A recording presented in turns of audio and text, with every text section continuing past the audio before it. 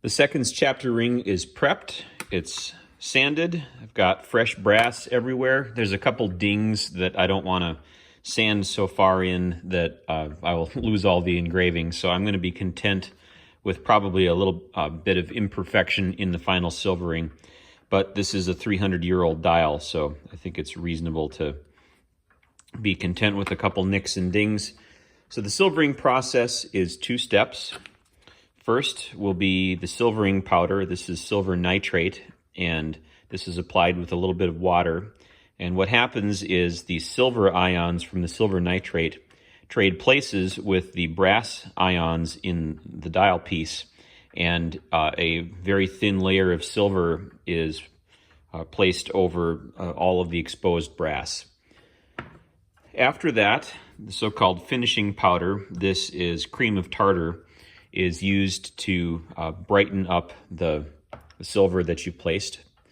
And then finally, I'm going to coat this with Renaissance wax.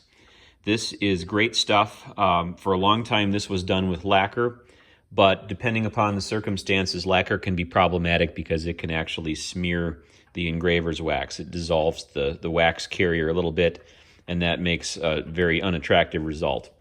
Renaissance wax doesn't seem to do that, so I'm going to use this to protect the silvering finish. To do this, I have a little bit of my silver nitrate there. I have a cotton ball, and I'm going to dampen the cotton ball slightly in some water. I'm going to pick up some silvering compound, and I'm going to just start working away.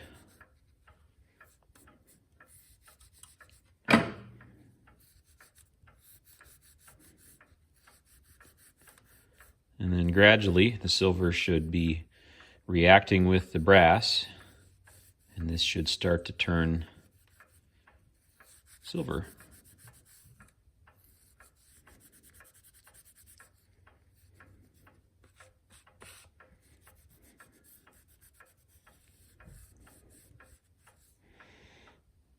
It's a little hard to tell in the video, but you can see from about the 60 to the 30, this side of the dial is more silver than the other side. We've got a ways to go, so I'll keep at it here. This is a very cool process. Get a little bit more water.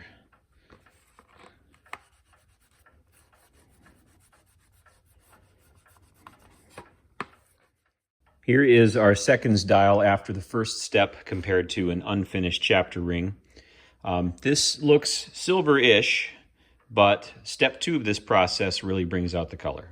Second step is cream of tartar. So again, a cotton ball dampened slightly into the cream of tartar. And we wipe this on as well.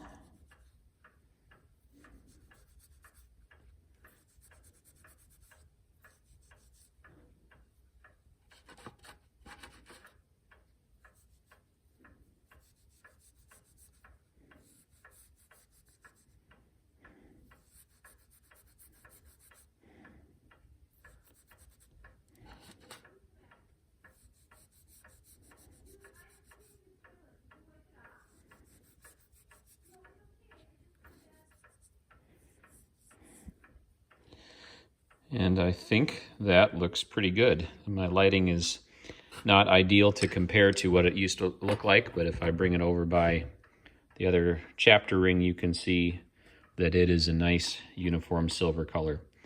I'm going to rinse this off, and this part is ready for a little bit of drying, and then we will wax it up. Next up is our roundel. So I'm back to the first phase, which is the silver nitrate. I've got my damp cotton ball, dabbing in our silver nitrate.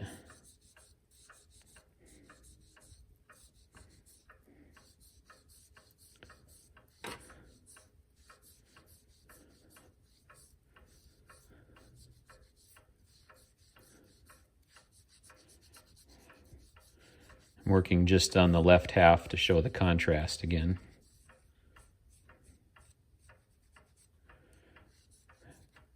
And as with the seconds chapter, this has some flaws in the brass, and I've decided to leave them. leave some character to the clock, and also to remove them I'd have to get rid of an awful lot of brass, and I don't want to do that. So there we have on our left our silvered side, the right is the unfinished brass. I'll flip it over and do the other side.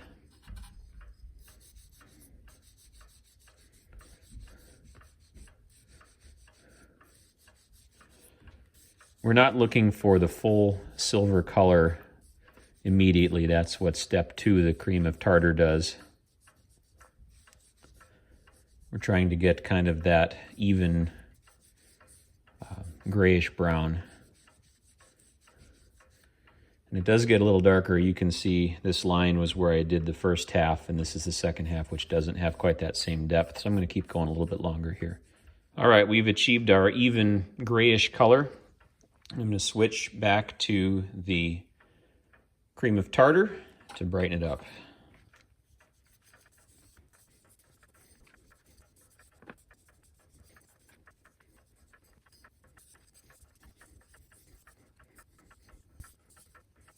There we are. Rinse it off and we'll compare it to our main chapter ring and see what it looks like. That looks good. It's got some nice patina on the edges, and I'm not at all unhappy with that. So we're going to dry this off and get it ready for waxing as well. Piece number 3 is the Roundel bezel. Same process.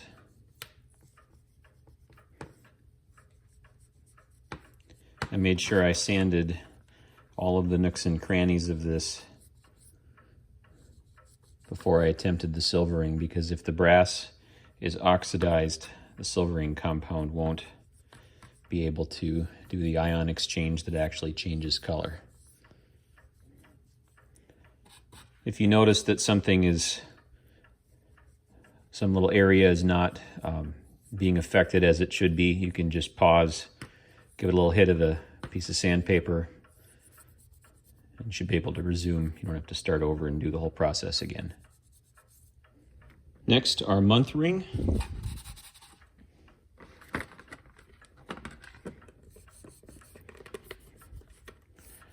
This I don't care so much about the inner teeth, because that's hidden behind the aperture of the main plate. But these numbers will show through, so we'll make these nice and silver. I like that you get relatively instant feedback on if it's going well or not.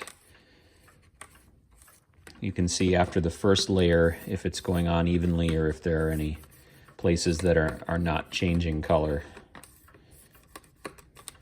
And it doesn't have to be clean room clean. I've discussed this before, that I sometimes struggle with what is the level of restoration that we're actually trying to achieve here on a $100,000 clock. Maybe some museum curation style work is appropriate. For clocks that normal people can afford, we want to obviously do the best job that we can, but we want to preserve some of the character too. And if I were to be too aggressive in sanding to make everything perfect, then I might not have much engraving left. So we don't want that. That's not the trade-off that we want. So I think that looks pretty uniform. On to step 2. Again, it's a bit subtle depending upon the light, but if I move the camera over, you can see that there's a clear tonal difference here. So I think our month chapter is where we need it to be. We'll add that to the done pile and we'll attack the main chapter ring next. Same procedure.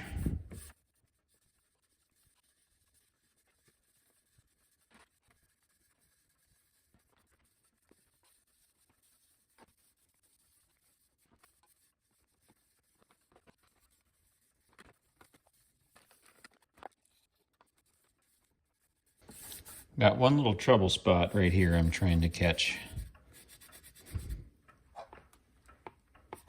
It's not taking the silver. I'm going to sand again here.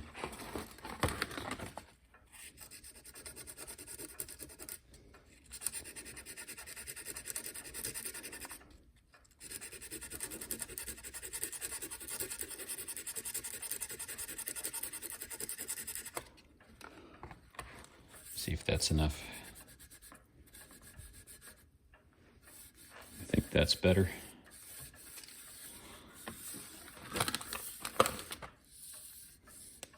Just being extra careful to make sure that I don't have any brass colored areas that I missed, but I think we're good. There's a little artifact here. I don't know if that's a bit of iron. But again, 300-year-old clock. We're gonna give it a break. I'm gonna rinse off the silver nitrate and we'll go on to step 2. So, sorry, silver chloride.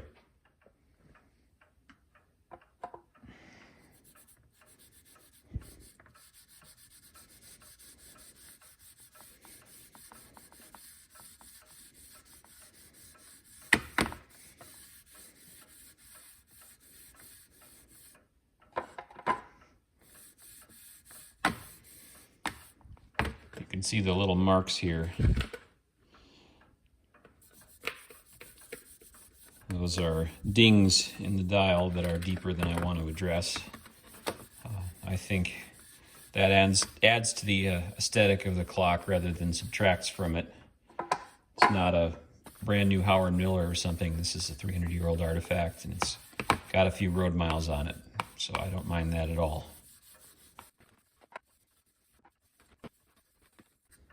Here we are.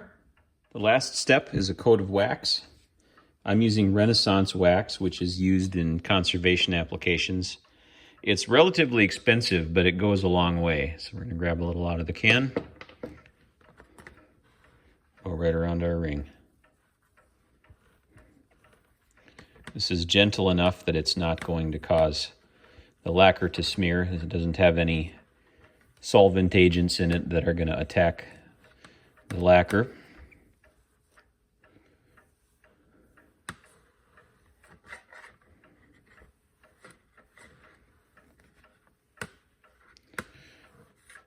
This is also kind of a one coat and you're done wax.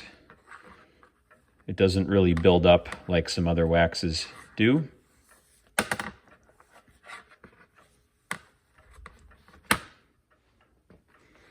little bit more for this end.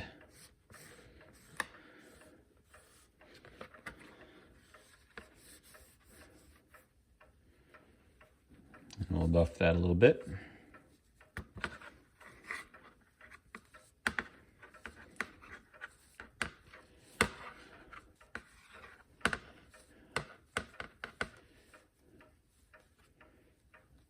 This piece is ready to go onto the clock. I'm going to do that to the rest of the pieces now. The silvered elements are done. They look great. I did want to take another look at the main dial pan here. You can see it's a little hard to tell in the camera, but on the left side of the dial here, there are some pits that I wasn't able to get with semi-chrome and a rag before. You can see some corrosion around the seconds chapter here. I did an experiment and I used a brass wire bristle brush with some semi-chrome, and I tried this on the right side, and that seemed to do a pretty good job of getting in the texture that was stamped in the dial. And so I'm going to continue that on the other side, just try to improve the overall look of this. It doesn't take very long using the brush.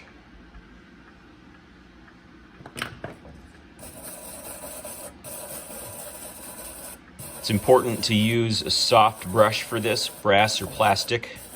Don't want to use steel because that's going to scratch the heck out of the brass. But brass works fine. In this case, I wouldn't probably use a brass brush on something polished, but this textured surface is great because whatever scratches the brass bristles might be doing are hidden in the texture, and the bristles serve to get into those recessed areas that I can't get to efficiently with the rag. Semi-chrome is darkening from its pink color towards the eventual black that it is when it picks up the corrosion. I'm going slightly past this engraving mark here, which defines the inside of the main chapter ring.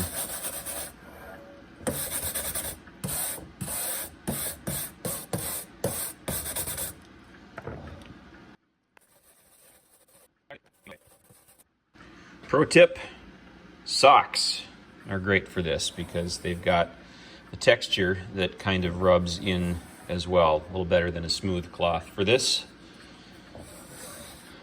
I have no shortage of old socks around. Don't want to leave the semi-chrome on because it is acidic. Oops.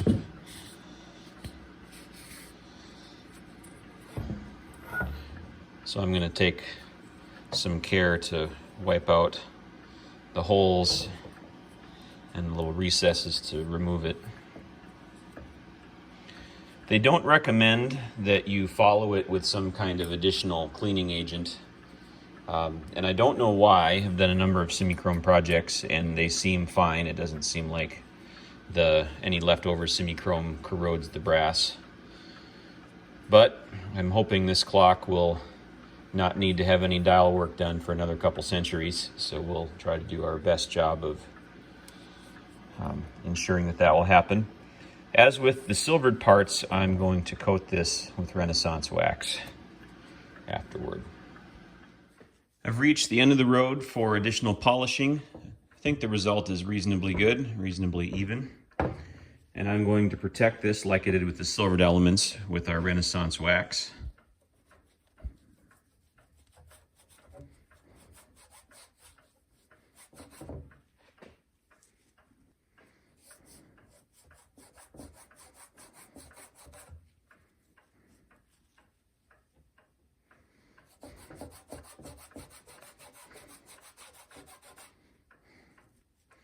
Renaissance wax seems to pick up additional dirt and or react a little bit as well because it goes on white and it comes off black.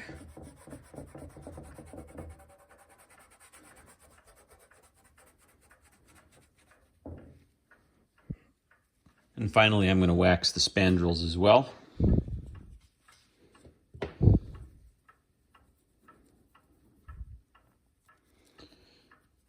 These were presumably sand cast. You can see on the back the pits where they didn't entirely fill in the brass. Beautiful craftsmanship.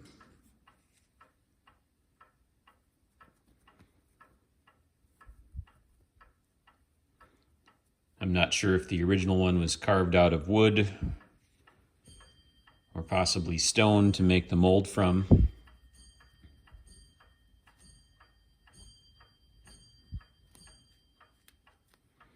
But then they keep stamping them out. All four spandrels around the dial are identical.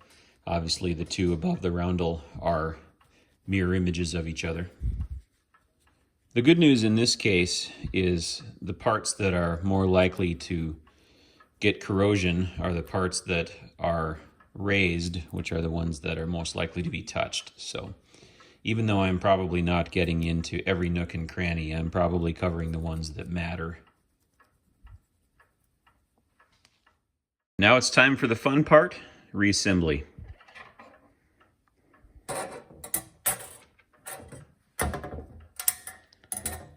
Spandrels back on.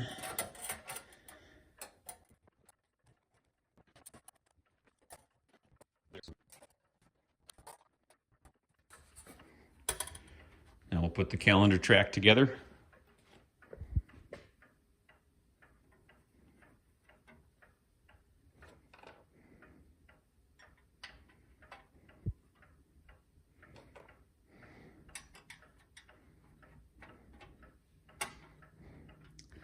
These wheels keep the month track from rubbing on the inside of the dial.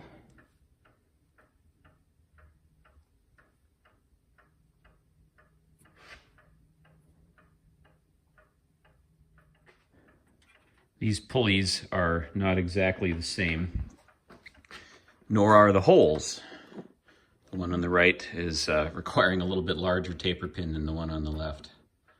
I'm going with steel taper pins because the posts are brass, and that's typical. You often use the opposite type of metal to prevent a chemical interaction. And so there you go, that rides on those wheels.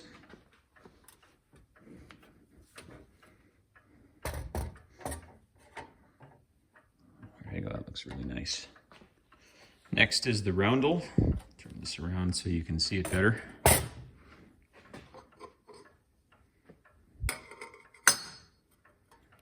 I'll be able to fine tune that before I put the pins in.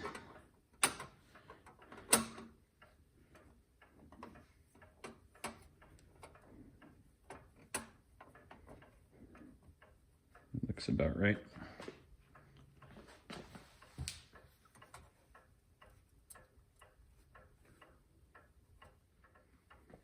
And the seconds.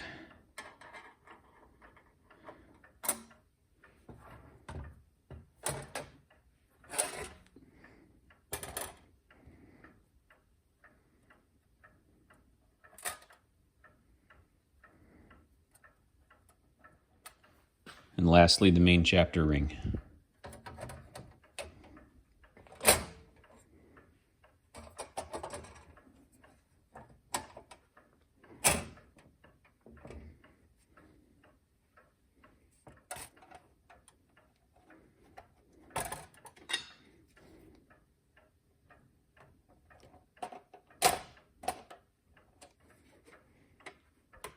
And we have our finished dial.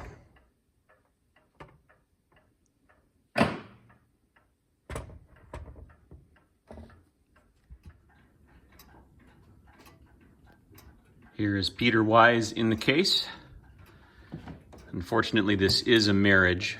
Both the movement and the case are extremely old, but they did not go together, as you can see the roundel being hidden. But nonetheless, the silvered dial I think looks fantastic. I really appreciate you following along.